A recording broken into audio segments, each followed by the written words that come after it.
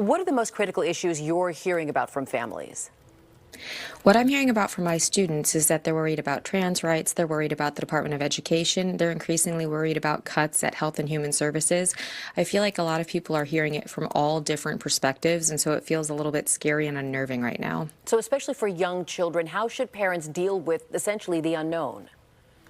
Well, we can't protect our children from everything. They are going to hear snippets of this, whether that's through social media or from friends at school. And so it's important for us as parents to tell them that, like, we are going to work with them, we are going to show them what the levers of power are, but they shouldn't live in fear, because one of the great things about being in the United States is that we have agency over our political system. It's hard to square that with what we're seeing from the White House. For example, the Trump administration looking to deport pro-Palestinian students who are legally in this country, citing national security.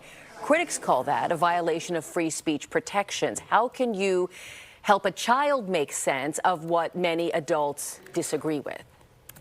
So for children who are under 18, it's not clear that they're going to be at any risk for these titles of deportation. What we're seeing right now on college campuses is very different. If you do happen to have a child or someone in your life who is over 18, who's worried about these things, you want to make sure that you're checking in with them, letting them know the laws, letting them understand what their rights are, but making sure that they don't live their life in fear, because that's not how we want any of our kids to be.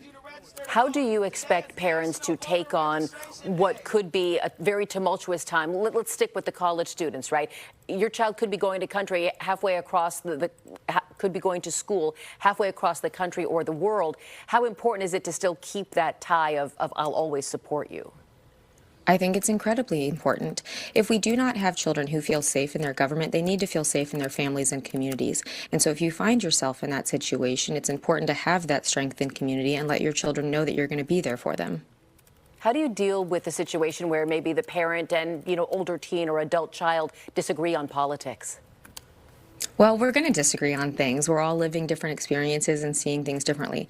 The most important thing is to keep that communication open. Instead of shutting them down, saying that opinion's incorrect or you're not thinking about it the right way, let them talk to you, hear them out. That's the best thing that we can do as parents, so that we still have that line of communication. All right, Professor Lindsay Cormack at Stevens Institute of Technology. I appreciate your time and expertise this morning. Thank you. Have a good rest of the day. You too. Download Fox Local for more videos on demand.